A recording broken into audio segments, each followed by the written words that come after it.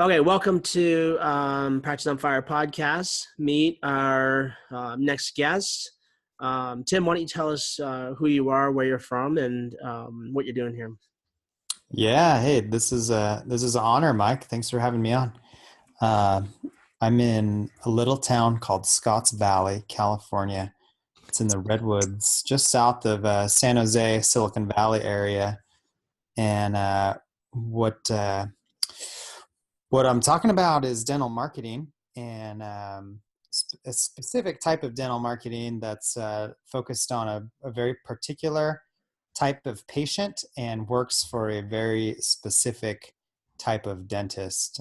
This is not the everyman's dental marketing that a lot of our listeners and a lot of people who follow you might be used to. What do you mean? What do you mean by everyman dental marketing, and what are you doing that's different from the everyman marketing? Well, so for example, what a lot of us were exposed to, a lot of us are, Dental Town disciples and we're breakaway disciples and, got exposed early on to Practice Cafe or New Patients Inc. and these very traditional dental marketing companies that their main thing is driving new patients and new patient numbers. And those new patients could be really just anyone. And in particular, a focus would be on household moms who make the healthcare decisions and trying to get the family in and filling a dental office with warm bodies is sort of the traditional model of dental marketing that we think of. And well, what I found, and I lectured on this several years ago at the first Practice on Fire meeting, was that a really great way to build a dental practice is by leveraging high value procedures. And the topic at that meeting was riches and niches. And I identified a handful of niche or elective high value dental procedures, including implants, orthodontics, cosmetics, sleep apnea, dentures could count, um, things of that nature that are typically have an out-of-pocket cost, and a lot of these patients are seeking after someone who's an expert in that field. And when you do the simple math, how many prophies does it take to add up to a 3-unit implant bridge? How much is a 3-unit implant bridge? I don't know. We charge three. It's probably about $3,000. For Oh, two implants oh and a no, bridge. three in a bridge on teeth would be $3,000 plus the implants. You're talking 7 or 8 grand. Yeah, so you're closing in on 10K. And how many prophy patients who might need sealants and fillings does it take to get to Well, 10K? call it $200 a person, right? Yeah, I so a don't know. lot. You I don't, tell I'm me. hey, I'm not good at math. Okay. Right. So I think you already hit on a couple things there where you're right. I was a client of New Patients Inc. 5 6 years ago. At the time, I was really happy with them, and I was happy with them because they brought in a lot of new patients. We could count them and say we brought in X new patients from our mailers this month, and that was awesome. What I didn't know at the time was that um, the number of new patients you get in, the number of leads you get, is not necessarily an indication of success. And that's what I learned from you at your first Practice on Fire. I thought your presentation was awesome and just really eye-opening, that the game is not number of new patients. And the mantra that all the consultants, the marketing companies always say is soccer mom. That's one of them that you already said. The other one is just get the patient in the door, right? Whatever you got to do, just get them in the door, and then good things will happen. And I don't know what Oh those good yeah. things are. They'll need a crown. What do you do? Or they'll refer their cousin for cleanings or their kids or whatever. And that used to be winning, and now Well, yeah, and to be fair, I'll dial back the clock on my first ever startup, and a great day for me in my startup way back in New Mexico in 2011 was if I got a single unit crown on the schedule. I mean, that oh, was yeah. pay dirt, man. $1,000 to prep a tooth, and whatever else I got the rest of that day was gravy. And so, yeah, you're right. The game has changed big time because now I can't stand to get little onesie twosie fillings and crowns on my schedule. What a mess. Yeah, I'm not quite there yet. I still like the onesies and twosie crowns, not necessarily the fillings, but we're getting there. Tim, the other thing that you were just saying that really struck a chord with me is you're saying about patients coming to see you because you're an expert. And that's really been a big shift for me where recently I've been trying to follow in your footsteps and copy some of the stuff that you guys are doing and with your help, and really trying to position myself as an expert for certain procedures. And it's just such a different dynamic when you're working with patients who seek you out, who are excited to meet you and are eager to do treatment with you, versus you going into hygiene. Patient says everything's great, and you say, "Oh, I really think you should get that crown done," and then it becomes that song and dance of, trying to build value and trying to educate the patient and take a photo and get a model and all this stuff to convince them to do a crown or convince them to get their occlusal fillings done. It's just that dynamic is so much more satisfying as a provider to be that expert and to have patients see you as an expert.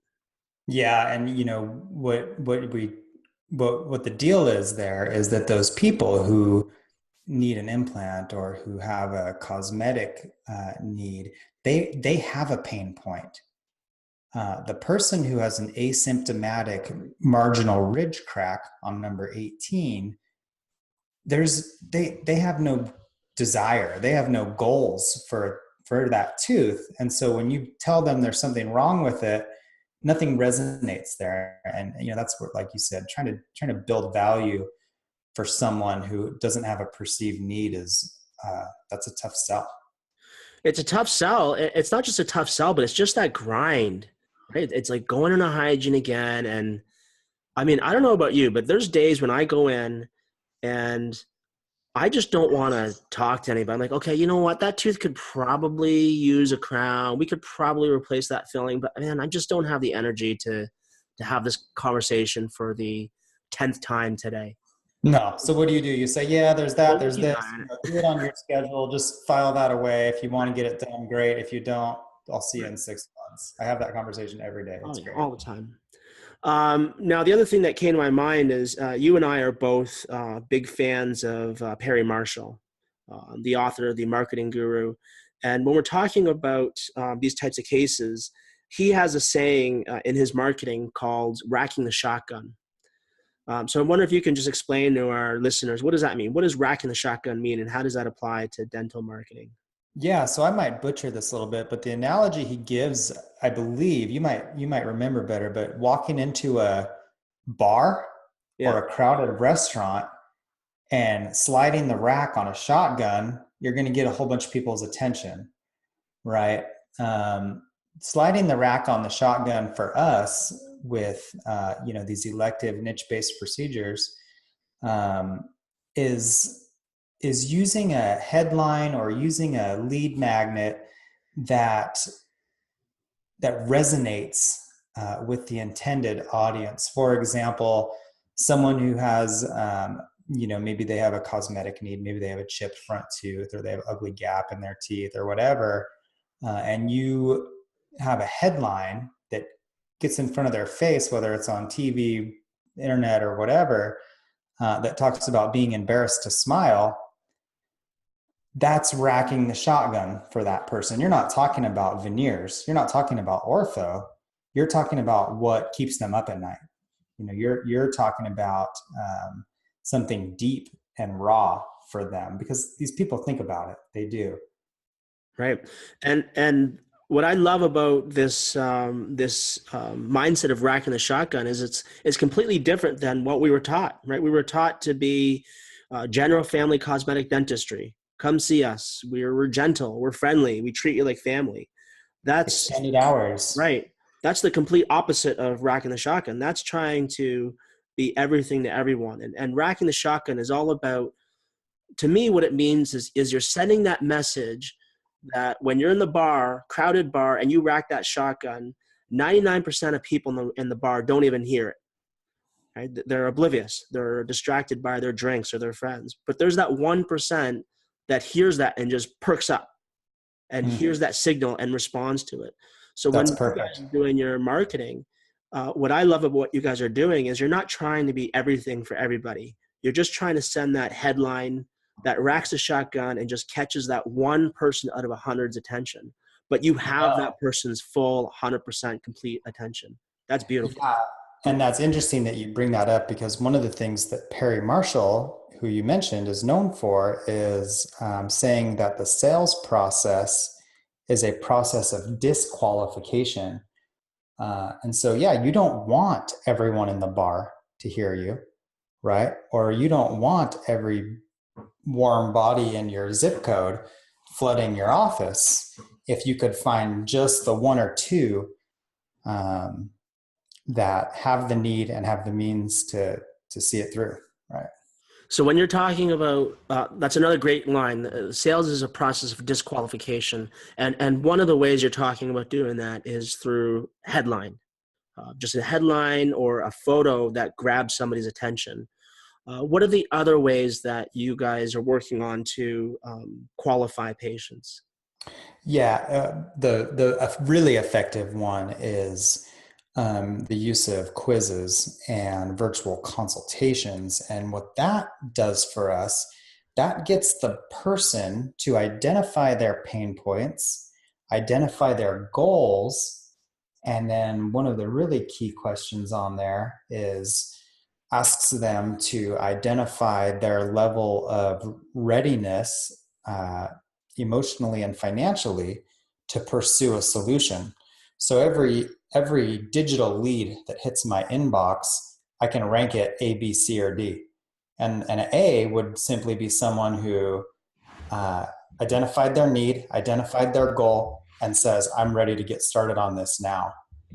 We call those people right away, of course, right? And those are the people who come in, and it's an easy sell, because you don't have to sell anything. You just have to explain to them how this works and get out of the way. And so, yeah, and then a D might be someone who, yeah, I've heard of implants, I might be interested, but I'm not planning to do this anytime soon. So that's great. We have them in our list. They've identified themselves as a potential patient, but I'm not going to commit 10 man hours to trying to track this person down who already told me their interest level is minimal, but they still may come in, right? And this is another, I think those few sentences, you hit on so many important things that I want to make sure our listeners know. And one is just this application of 80-20 thinking, where you're going to get 10 leads in your inbox.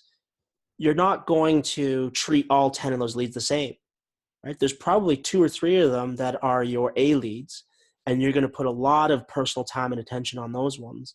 And the other 7 or 8, you automate them, right? They just go into your mailing list, maybe send them a brochure in the mail, but really focusing on grading your consults. And this is before you even met them, right? You're grading your consults before you've met them. And then applying your manpower and your energy towards the ones that are the most likely to be fruitful. Right. And that's that process of disqualification. And that's great. So then the we other end thing up that you said, I've heard of people using quizzes before. I don't think that's a new concept, using quizzes. What I've seen though, and what I hear from marketers and consultants, is they like to use the quiz near the end of the sales process, not at the beginning like you guys are doing. And their argument will be, oh, it's a turnoff for people. Nobody's going to fill out some stupid quiz. They're just going to see it and click X, and you're not going to get any leads. What would you say about that? Why do you guys use it at the beginning of your process and not the end like everybody else? Oh, that's great. Well, for starters, I don't know of anyone who's getting the results we're getting in our industry and for what we're trying to do. If that group exists, no one knows about them, because I've turned over every rock looking for the answer for this dental marketing kind of program that we've put together, and it didn't exist. That's why we started our own. If it existed, I'd be a customer. I'd be raving fan number one. So why did we put that at the beginning? Do you know what I found in human nature is people love quizzes. How many times a day on your Facebook feed does one of your bozo Facebook friends post the results to their stupid quiz every day? Like what state they feel like they should be from, or, you know, how good at math they are. People love this crap. What Kardashian are you? Yeah. I'm Chloe. Yeah. So the notion that that it's a hassle, you know, it's not, we don't have a 20 question quiz, Mike. It's like really essentially it's 4 questions and data capture. You know, I need their name and phone number and email. And the questions are simple and don't require much response. And yeah, so for us, you know, that's a way we disqualify people. Yeah. And I I think don't need a million leads. I need 3 or 4 good ones though. exactly. And you know, Dan Sullivan from Strategic Coach says the same thing. He says these quizzes, these scorecards are like catnip. People just can't resist them. And I think the reason it works is because it is true. Most people will overlook it. But the ones who fill it out, they've pre-qualified themselves. They're serious. They're interested. They're motivated enough to do your quiz. And you're exactly right. Those are the ones you want to meet anyways. Yeah. So I think that works beautifully. Now you said that you know, if somebody else was doing this, then you would be a client. So tell me a little bit about what led you to look for something like this and start your own program. I read the book Riches and Niches my freshman year of dental school, because I read stupid books in my free time. And I knew right away that when I went out into the field, into the profession, that I would have to get known for something in my area. And what I chose to get known for when I was in New Mexico was 6-month braces, short-term ortho. I was going to pull a Swain and dominate my area. And it worked. I got on the radio and I did digital ads, and it got going, but I did my own ads. I was, you know, boosting Facebook posts and writing my own radio scripts. But, you know, to give you an idea of just how rudimentary it was, the phone number on the radio just was my regular office number. We didn't track how many or who came from where. So there was no tracking. There was no data. I have no idea what my cost per click was. I mean, I was really shooting from the hip. I knew the message that I needed to get out there, but I didn't have any idea how to set it up technically.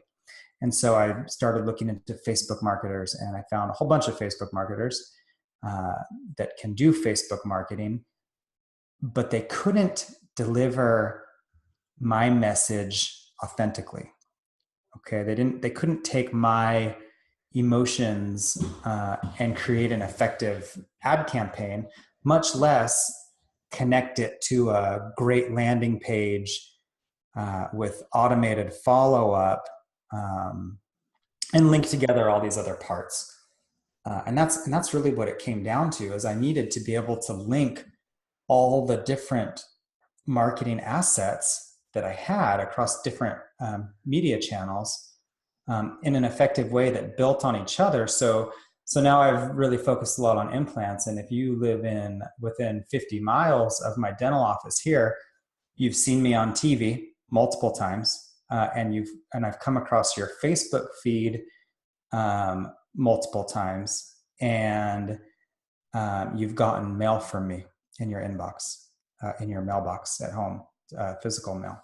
So what happens? I mean, if I do this for a couple months, you know, I might spike my implant patients and kind of be happy. But what happens after 4 years of that? What happens after 8 years of that?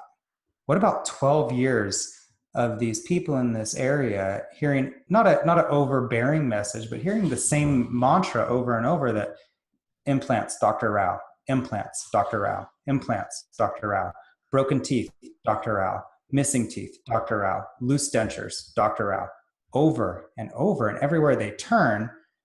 That's a long play, but imagine it. Right.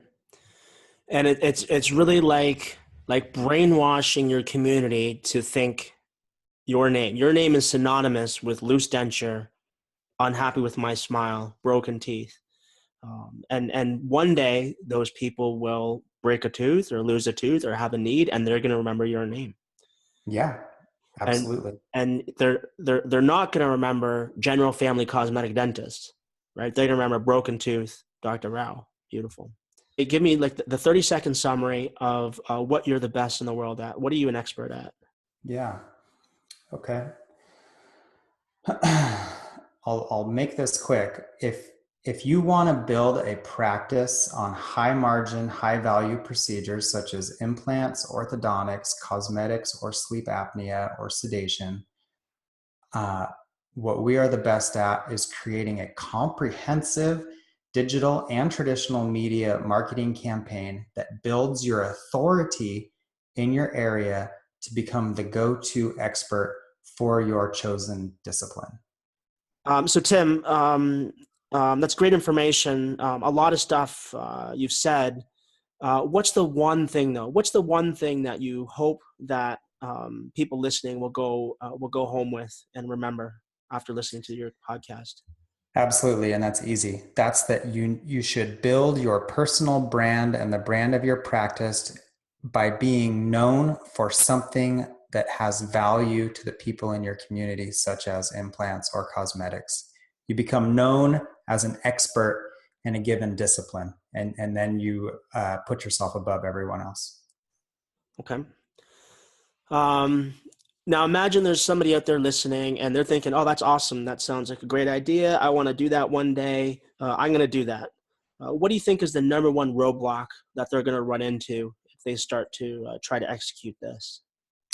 It's totally overwhelming. Trying to integrate Infusionsoft, ClickFunnels, lead pages, digital ads on Facebook, Instagram, Snapchat, Google, um, develop your own radio scripts, authoring a book, putting together a wow folder and a shock and awe package. To do this right and to do this for maximal efficacy, there's so many parts that have to go into it. You have to be able to quarterback a very large team of experts, and you have to be able to know what you're asking them to do, because they won't understand how to connect all these moving parts. So Tim, where would somebody go if they wanted to learn more about this topic? Are there books you'd recommend? Are there resources? Or why don't you give us some more information about how to find you and how to contact you? Yeah, for starters, in two books that you and I have brought up already in this podcast, one is Riches and Niches. The other one is 80/20 Marketing by Perry Marshall.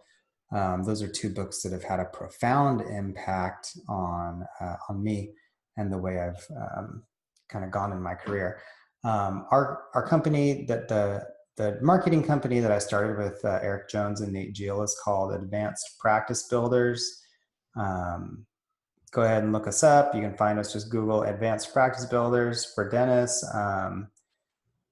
And we're happy to answer questions. You can get a hold of any of us personally. We're dentists who created a marketing company for dentists because the company that we wanted didn't exist. And that's just real talk right there. Okay, awesome. All right, Tim. So we covered a ton of territory, and you gave us a lot of new perspective that we didn't have a few minutes ago. But there's some problems here, and I'm going to take about 3 minutes to identify them and solve them for our listeners, guaranteed. First, there's the way that our minds work, and just not very well. So 48 hours from now, people listening won't remember your name or my name or most of what we said. And what they do recall is going to be blurry and confused and incomplete. 72 hours from now, they'll only remember a few sentences, and 5 days from now, they won't remember anything at all. It's just the way our minds work. They're sieves. And that's problem number one, our poor memories. The second problem is we've given you ideas and information, but it's just not enough. And that's the failure of this format, where this is a great podcast, and I hope that people learned a lot. But ideas and information without application and implementation have zero value. People need tools. They need help. They need support. And if you don't have a plan to take action on the stuff that Dr. Rauch talked about, it's just a waste of the past hour. And that's not okay. We're not here to waste people's time. There is good news, though. There are more people out there that think differently, just like Tim. They ignore best practices. They aren't satisfied with conventional success. And these docs gather only once every year at Practice on Fire. And at this event, you're going to meet Tim. You'll meet docs just like him that are killing it by doing things differently. We'll be talking about info just like you heard today. It's the kind of game-changing stuff that nobody else is talking about because they're all stuck following the herd. As a special thank you to Tim for joining us, we've created a special discount code that gets all of our listeners 37% off the regular registration fee. So you just got to use the code TIMVIP, TIMVIP at the checkout to claim your 37% off discount. There's only 6 of these codes available, and once they're used up, they're all gone. So don't forget, TIMVIP. One more thing. So I promised listeners before that Practice on Fire will help your practice reach the next level, whatever it may be.